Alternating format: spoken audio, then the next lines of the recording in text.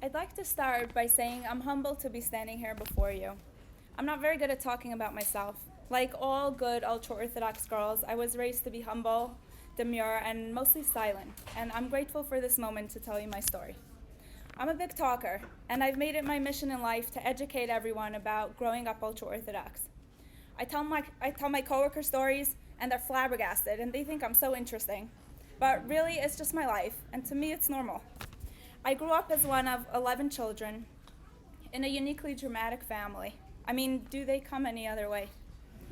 I survived an unpleasant childhood and stormy teenage years and married the first boy I met at 17 years old.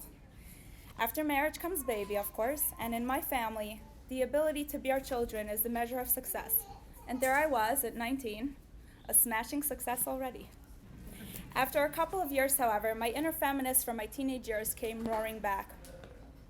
And I wanted something else. I wanted something that was just me, completely separate from me, the mom. So I went back to school and created my nurse identity over 5 long years. The first 2 years I spent at community college, and it did wonders for my self-esteem. Ultra-Orthodox culture is a collectivist culture, and conformity is important. Individuality is not encouraged. In school, I was asked to take a stand on issues, to have opinions about events where I never had opinions before. At the same time, I turned into a true heretic in History 101 while learning about the development of religion, and slowly I began dropping the rules and traditions I was raised with. I was incredibly naive as a teenager, and I lived in fear of upsetting God. The boy I had married was not so much. He'd ask me to go to the movies and wear flip-flops outside and other little transgressions over which we'd fight bitterly. When I'd wear flip-flops in public or watch a movie in a theater and I wasn't struck by lightning and nothing happened. I became more and more desensitized, and eventually I decided I don't want to do any of this anymore. During this time where I was finding myself growing progressively independent, I also decided to end a marriage that never really worked. And I continued plodding along in school with my adaptive little 4-year-old Toby along for the ride. I live in a densely Orthodox community, and this process happened over a few years. When I started driving on Shabbos, I wore sunglasses so no one can see me. And of course, I also have a skirt and a sweater permanently stashed in my car for when more covering up is necessary, like when I visit my family, pick up my daughter from school. My obligations as a Jewish girl are so deeply ingrained, I sometimes have to remind myself I'm not religious anymore. Those 5 years in school were very long and very hard, and we had frozen pizza for supper most nights, Toby and I. But nursing is the best thing I've ever done. Did I say I did nursing? Nursing is an excellent roadmap to self-actualization with rules, regulations, policies that tell you exactly how to get there. Nursing is also my bridge to a wider world because as a person with a specific set of skills, I became marketable outside Orthodox circles. Over the last 6 years or so, everything I've done has been geared towards getting away from my roots. But I'm still deeply entrenched in the community with my daughter. She has one religious parent, she goes to religious school, and she's being acculturated to the religion I spent 6 years trying to disengage from. I want to paint a picture for you for a minute. I live in a town where I really have it made. There are jobs, shopping, social networks, babysitting, housekeeping, everything I could possibly need right in the community.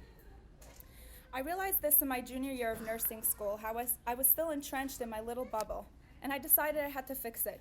I was keeping myself in my little cocoon because it was safe and comfortable, and really, minus the religion and the husband, nothing had really changed. I changed my entire lifestyle, yet my worldview and my exposure to mainstream society remained very limited. So I traveled to Haiti to learn about the world. I went as a nursing student with an organization called Hands Up for Haiti. We'd set up makeshift clinics in rural Haiti where there were no doctors or nurses. We'd see a few hundred patients over 7 days. I saw a 3-year-old that weighed 12 pounds. My daughter weighed 12 pounds when she was 6 months old. I saw a boy who was walking with a makeshift cane made out of a tree branch because he'd broken his leg, but there was no doctor to set it. The parents lined up with their children outside the church at 6 in the morning, waiting for us to show up at 8. They just sat there smiling and patient and just waiting for us to show up. This was a huge culture shock for me, seeing these wonderful people who had nothing, yet there was something about them that was quietly wealthy. I mean, I grew up poor. but poor in the United States is not poor like Haiti. I went to school every day. I always had clothes on my back, food to eat, and saw a doctor when I needed one. I came home eternally grateful for my life with a new passion for Haiti. I went back this year as a real nurse this time, and I love it because it reminds me why I want to be a nurse. It reminds me how lucky I am to have been born in this country, to my family, to be raising a plump, healthy 8-year-old, and for the opportunities this life has afforded me. I've made peace with not having a framework that defines my life.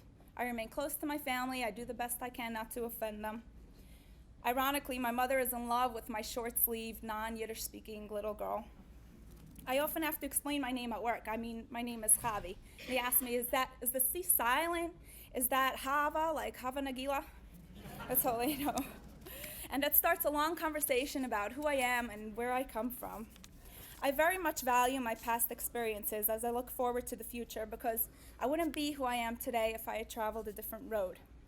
I concluded that the defining moments in my life have nothing to do with being raised Orthodox and everything to do with my own personal journey, marching to the beat of my own drum and making my own way wherever I decide to go. I tell my daughter, I tell her to trust herself.